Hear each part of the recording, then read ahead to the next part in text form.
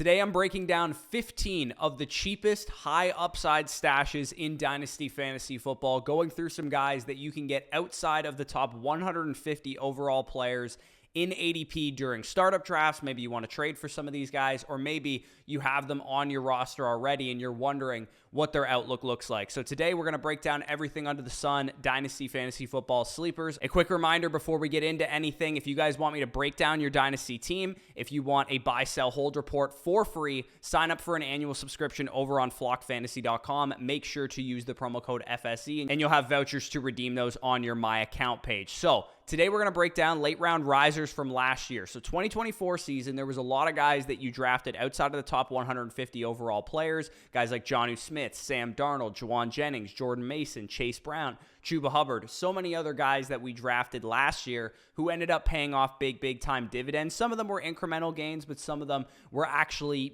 fixtures of your dynasty rosters going forward. On the screen right now, you can see all of the biggest late round hits from last year, and we're going to use this as kind of a roadmap to determine 15 stashes that we want to be targeting this season. So what we're going to do is go through and kind of rationalize why some of these guys hit. If you think about Sam Darnold, who was the only quarterback who ended up hitting, was a former top pick. A lot of teams around the league really liked Sam Darnold. We heard that going into free agency. JJ McCarthy goes down. He's thrust into action. Of course, none of us expected the Vikings to be as good as they were, but even if JJ McCarthy didn't get injured, Sam Darnold was definitely set to return some value because he probably would have started a couple of games and maybe, given how he played, started the entire season. If we look at the running back position, of course, we had some really big hits here. Chase Brown and Chuba Hubbard now currently valued as top 15 dynasty running backs, but even Rico Dowdle, J.K. Dobbins, all of these guys just hit because they had ability, they had talent, and there were running backs ahead of them on the depth chart that really weren't that good. And we could sense that they could take over their backfields respectively. We had Joe Mixon leave in going to the Texans in the trade. We had Tony Pollard leave in free agency. We had Austin Eckler leave in free agency. Jonathan Brooks, of course, was coming off of a torn ACL, so we kind of all knew that Chuba Hubbard would start a couple of games at the very least. So that's going to be kind of a roadmap for the running back position a little bit. Tank Bigsby and Sean Tucker were also, the raw rookies that we had who, as second-year players, actually returned a little bit of value in their second seasons, and we kind of all just wrote them off because they didn't have good rookie years. So keep that in mind for the running back position as well. At wide receiver, we had guys like Darnell Mooney, we had Khalil Shakir, we had Rashad Bateman. And if you look at all three of those guys, what do they have in common? They were good wide receivers who, in good offenses, who kind of projected to be the number two in their respective offenses, and we kind of didn't really value them as such. Juwan Jennings, Cedric Tillman, and Rashid Shaheed also gained quite a bit of value at the wide receiver position, mainly due to the fact that they were all just way better receivers than we thought. Tillman specifically, we kind of wrote him off after his rookie year. Rashid Shaheed, there were metrics, there were signs that he was better than a lot of people thought. Had he not gotten injured, he probably would have been one of the better picks in fantasy this year, especially if you got him late in a dynasty startup draft. And Juwan Jennings obviously benefited from a lot of chaos in San Francisco, but he definitely played really well when he had opportunities. And then we moved to the tight end position. This is one of my favorite positions to swing on late for this very reason. We had guys like Jonnu Smith, Tucker Kraft, and Cade Otton, who I was actively targeting in a lot of startups, all as big risers because they were talented, some of them athletic, who played a good projected role in a great offense. Specifically, all three of those guys were in good offenses. Tucker Kraft is my single highest rostered player in all of Dynasty, so I basically lucked in to a starting tight end, and I've been on the Kraft over Musgrave train since before the draft in 2023, so it feels pretty good to be proven right on that. So now I'm going to look at 15 stashes that you can go into the 2025 season. Again, maybe if you guys skipped ahead to this part, you didn't really care about the rationale. These are going to be guys that for each one, we're looking at how do they hit. Let's paint a picture for how they end up hitting, and then their production or their value necessarily that they're going to gain when you hit on these guys. Don't worry about too much how these guys miss. If you guys miss on, a 17th round startup pick, it's really not going to hurt you. If you think about, how people were disparaging my J.K. Dobbins takes from last year, they were like, oh, well, what happens if he misses? It's like, who gives a shit? He's literally like a 17th round startup pick. If he ends up hitting, he'll be the starting running back for his team. If you're in a 30 round startup and outside of, 15th to 30th round picks, you only hit on 3 or 4 of them, that's actually a really good hit rate in that area of the draft. So I wouldn't be too worried about about missing on guys in this area if you're stashing them, if you're trading for them, or if you're in a startup right now. So let's talk about some quarterbacks to get us kicked off here. And keep in mind, last year, the only reason, in my opinion, that Darnold was the only one to hit is there were a lot less jobs available. A lot more teams felt good about their starters. We got one slam dunk starter in free agency this year. That is probably Sam Darnold. There's going to be teams that take swings on Justin Fields and Danny Dimes, Kirk Cousins, Russell Wilson, or whatever. But we only have 2, maybe 3 to 4 guys at most in the draft that we feel like are going to get at least day 2 capital, probably only 2 going in the first round. And there's going to be teams that need to piecemeal at quarterback. You think about the Titans, the Browns, the Giants, the Raiders. Maybe they don't view any of these quarterbacks worthy of a top 6 NFL draft pick. They might take one on day 2. They might sign a guy in free agency. They might take a swing on some of the guys I'm going to talk about in a second. Definitely there's going to be, the Jets, the Saints, the Steelers maybe in the quarterback market. And who knows, maybe the Rams, the Colts, the Seahawks, and maybe some other teams get into some of these guys as well. So stash number 1 overall and at quarterback is Spencer Rattler. ADP right now of 208 in startups. The Saints brass, and sometimes we don't listen to this shit because we don't like the player. The Saints brass has reportedly said that they like Spencer Rattler as potentially the future of their position. Derek Carr is still there. He's under contract for another year. He's probably going to be gone after this season, especially knowing that he hasn't really played super well. He has dealt with injuries. Maybe they're actually going to try and deal him this offseason or trade him or cut him or whatever the case is. I'll bet any money that Spencer Rattler starts games in 2025. And I know he was really, really bad this year. 5 touchdowns, 4 interceptions, 57% completion percentage. But he didn't have Chris Olave for a lot of those games. He didn't really have a great offensive line. They had moving pieces, rookies, and whatnot on the offensive line. Rashid Shaheed missed most of the season. I'm pretty sure every game that Rattler ended up playing, Shaheed wasn't out there for. He pretty much didn't have anything to work with outside of Alvin Kamara, which is why he kind of just checked it down like crazy. What if they add help in the draft, in free agency, whatever the case is, and Derek Carr, suffers another injury, or maybe he's traded, or maybe he's cut, or whatever the case is, and Spencer Rattler shows something. His college tape was not that bad. He can throw the ball accurately. He has an arm. He can create kind of out of structure. He just looked like a deer in the headlights last year. And I do think if you're looking for a 16th, 17th round swing on a quarterback who could eventually become a starter in the NFL, I do think Spencer Rattler's not a bad option, just because the Saints, who are picking in the top 8 this year, are probably not going to draft a quarterback. They're probably going to address their receiver position, their defense, whatever the case is. And I do think it's possible that maybe in 2025, maybe in 2026, Spencer Rattler has a chance to start for this team. So stash number 2 is Malik Willis, ADP of 214 right now, Packers quarterback. He started 3 games this year. In those 3 games, rushed for 137 yards and a touchdown, completed 74.1% of his passes, and had a 3-0 touchdown interception ratio. Now, in Tennessee, Malik Willis was an abject disaster. We all understand that. He was probably overdrafted, even though he slipped in the draft. But what if Matt LaFleur has worked his magic on yet another quarterback? If a team potentially wanted to go and trade for Malik Willis this offseason to, maybe the Colts want to trade for him because they want to give Anthony Richardson some competition in camp, which is a report that we've heard. That would make some sense. Maybe a team just waits until after the season to sign Malik Willis because he is a free agent after the 2025 season. I do think he is worth stashing. I wouldn't really trade for him necessarily, but if you wanted to draft him at the end of your bench in a startup, I think he's a half-decent option to go out and get. Stash number 3 is Sam Howell, who obviously I just can't quit. He is ADP 247 right now. Remember that when he was in Washington, he was the QB 6 as a starter in PPR points per game midway through his second NFL season at just 21 years old, behind one of the worst offensive lines in the NFL with basically just Terry McLaurin at wide receiver. And the reason for that is because this guy actually runs the football. He looked rough in his limited action when he took over for Geno Smith towards the end of the season. Geno whispers are happening, though. There's people talking about Seattle potentially wanting to move on from him. Maybe he's on the trade block. The brass may want to get a look at Sam Howell in 2025. He also is, like Malik Willis, a free agent after this season. Maybe a team would take a shot on him as a competition piece or whatever the case is. But either way, 20th round, 25th round of a startup, you could probably get Sam Howell and stash him for the next year, 2 years, see what happens there. Stash number 4 is another guy that apparently I just can't quit, and that's Zach Wilson, ADP of 280 overall. Now, I don't want to say he's the next Sam Darnold, but a former top 3 overall pick of the New York Jets, who we all know has talent, also got to learn for a year behind a quarterback guru like Sean Payton. That's exactly what Sam Darnold did when he went to the 49ers for a year. he definitely still will have teams that like him around the league. I know it's outrageous for all of us to think that, but I'm telling you, there's probably teams in the league that think they can get the best out of Zach Wilson. He is just 25 years old. If I was the Rams, if I was, a team with an older quarterback, or maybe a team that needs competition in camp or whatever, like I said, the Colts potentially could bring a guy like this in. I would get excited about Zach Wilson, available in free agency for not a whole lot of money, not really anything available in the draft that you really feel good about. I would take a swing on Zach Wilson if I was a team like the Rams, maybe sign him to a one-year deal, see what you got there. Again, we saw Sam Darnold finally get in the right room with the right coaches, with the right weapons, and he eventually turned things around in his career. Maybe Zach Wilson could do the same thing. Quick honorable mention at quarterback, too, to Joe Milton, who is ADP of 196th overall, 94.9 PFF passing grade in his only start against the Bills. I get it was against backups, but he has tools, he has an arm, he can run.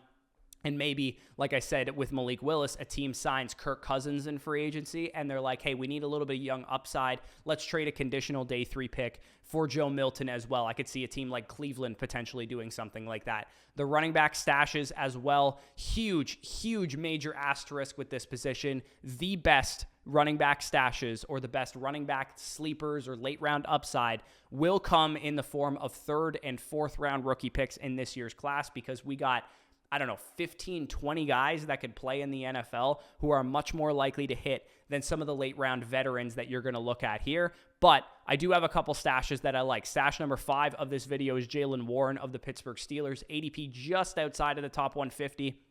So he's more in the Chase Brown, Rico Dowdle, Chuba Hubbard role from last year, where we can sense that maybe he's going to get a little bit of volume. Najee Harris is a free agent. I would expect that the Pittsburgh Steelers will let Najee Harris walk, and they'll probably maybe add somebody in the draft, whether that's a Quinshon Judkins in the 2nd round or maybe a Damian Martinez in the 5th round is yet to be seen. If it is a late round pick, it's a day 3 guy that they add, Warren could start for this team and definitely earn some volume. It is worth noting he is a restricted free agent this offseason, but they'll probably bring him back because RFAs are some of the best deals in all of the NFL landscape. So I think Jaylen Warren has a chance to start next year for the Steelers. We'll see what happens in the draft.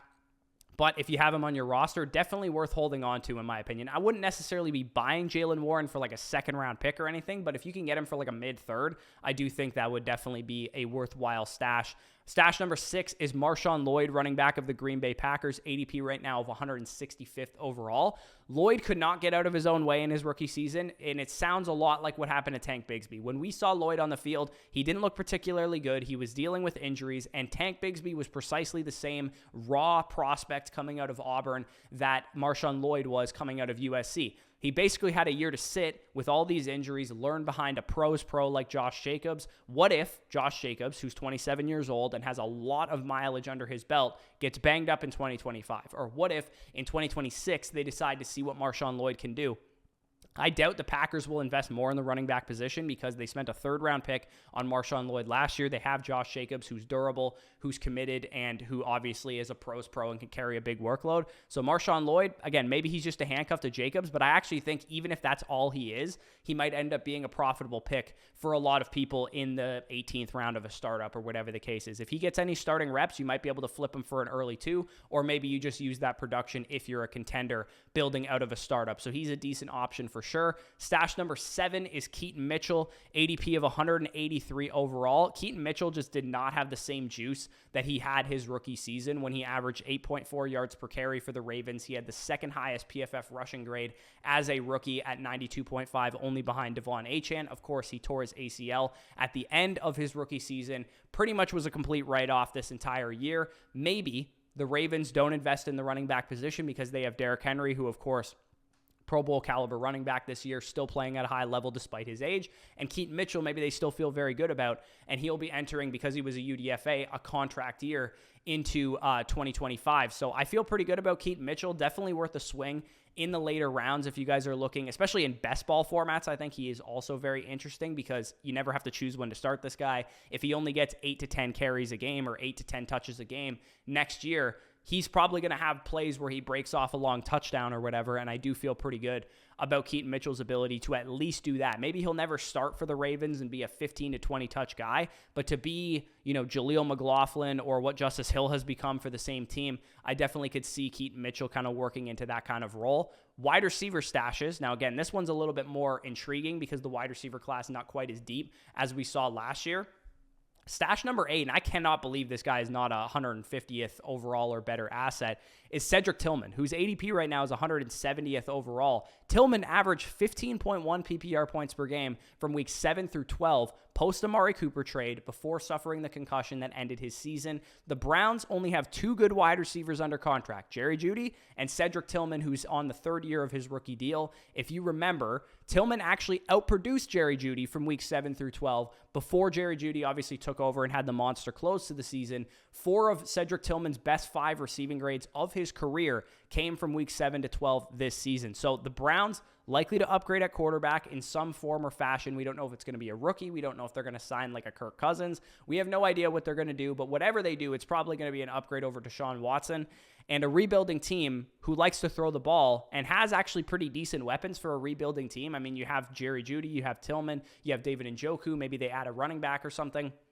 I actually think it's possible that this team is playing from behind a lot next year and they throw quite a bit. And I think even though Cedric Tillman was a big riser from last year, he could continue to rise and maybe find himself as a top 40, top 35 dynasty wide receiver midway through his 3rd NFL season. So I feel pretty good about him. I'm actually surprised that he's going this low. If you guys are building out a competitive team, he could be like your wide receiver 7 or something off the board, and you could use him for production next year. Maybe he gains more value, like I said. Stash number 9 is a very popular one around the industry. Jordan Whittington of the Los Angeles Rams. Hook 'em horns, ADP of 184th overall. Quietly graded out with a 78.9 PFF receiving grade as a rookie last year. He was a 7th round pick. Obviously at Texas, didn't get a whole lot of run because we had Xavier Worthy, we had JaTavion Sanders, we had Adonai Mitchell, we had a bunch of dudes, and Jordan Whittington was kind of just a slot receiver afterthought there.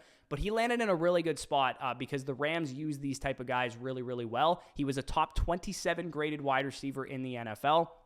2.46 yards per route run is actually a very excellent mark. Cooper Kupp expected to be traded, expected to be cut, whatever the case is. He's probably on his way out. I would expect that the Rams will add pieces around Puka Nacua, and of course Puka is going to be just an absolute workhorse in terms of the amount of targets he gets. But what if Whittington can play an 18% target share role or 20% target share role? I can't imagine he's going to end up being a smash pick if you draft him, let's say, in the 19th round of your startup. But could he give you flex production next year? I definitely think that is possible. Moving on to stash number 10, that is Malik Washington, wide receiver of the Miami Dolphins, ADP of 187th overall. Tyreek Hill's old.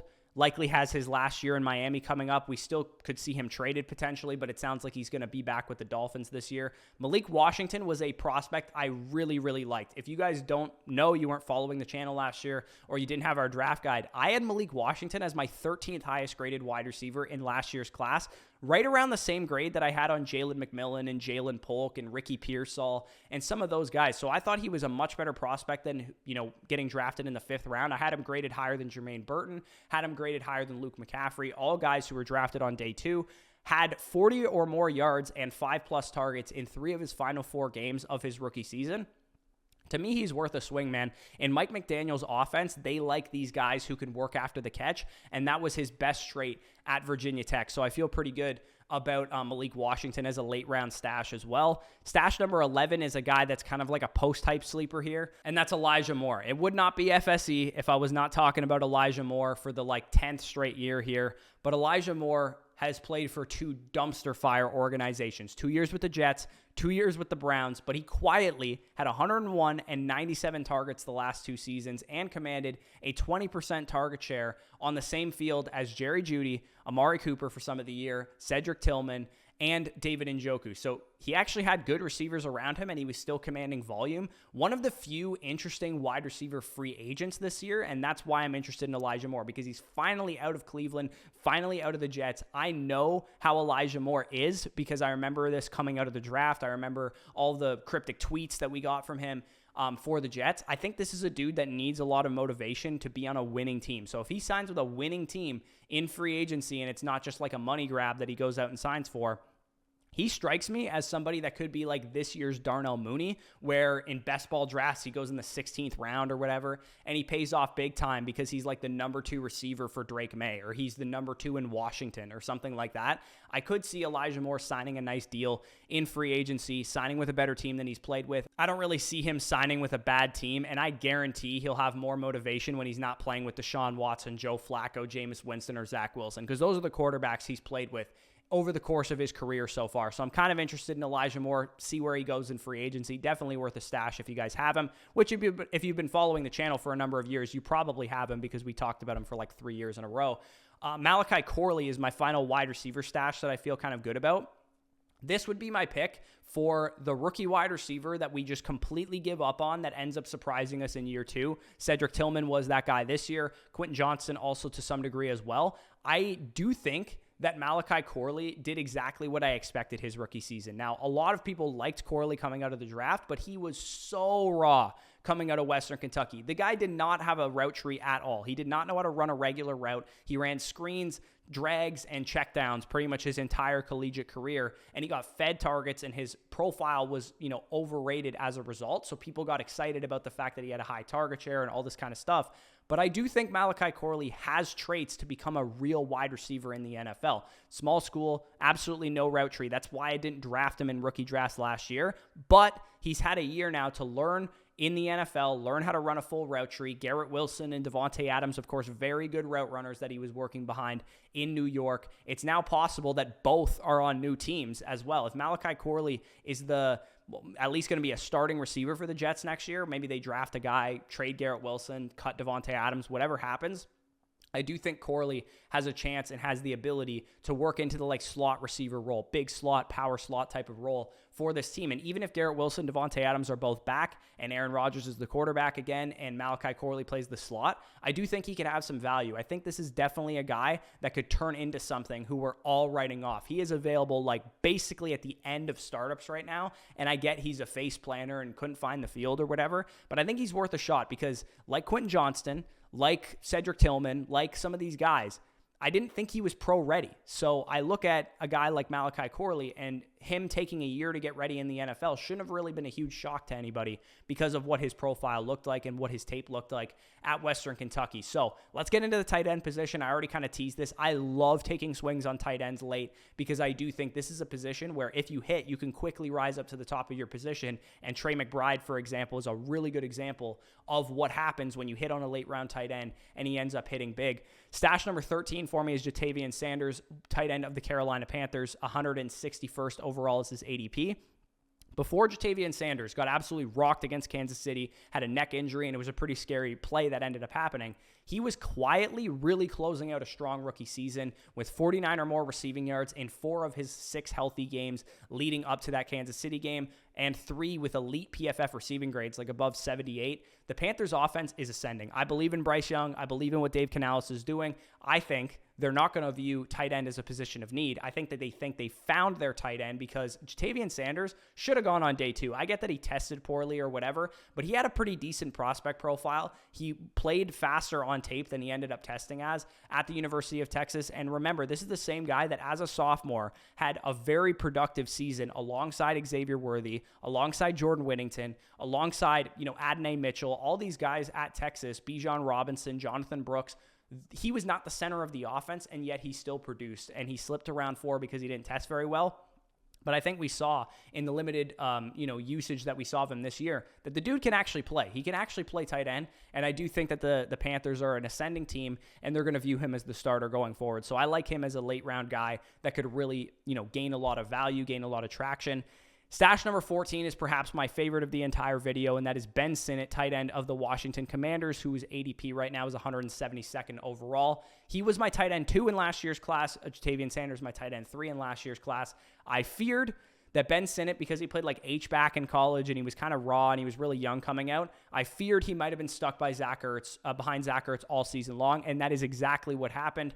Remember, we had a second-round rookie tight end who was a very good prospect who got stuck behind Zach Ertz just 3 years ago or 2 years ago, and that guy's name was Trey McBride, and he is the tight end 2 in Dynasty right now. And Sinnott, who was a very, very solid prospect, had good numbers, good blocker. He just needed to be kind of taught how to play the tight end position at the NFL level. And again, similar to what I said with Malachi Corley, this is kind of what I expected of Ben Sinnott. I probably shouldn't have been as bullish on him because he was raw and he was going to need some development. But the Commanders coaching staff has kind of proven that they can develop players. And also, too, by the way, Cliff Kingsbury drafted Trey McBride, so he kind of knows how to do this a little bit. So imagine if Sinnott becomes the number 2 target for Jaden Daniels, who's the superstar young quarterback we all feel great about. I expect that the Commanders will add wide receiver talent, but what happens if they draft, let's say, Trey Harris in the second round, and Terry McLaurin's their lead guy, and suddenly Ben Sinnott is the starting tight end, and he outproduces the rookie. He outproduces whatever pieces that they bring in.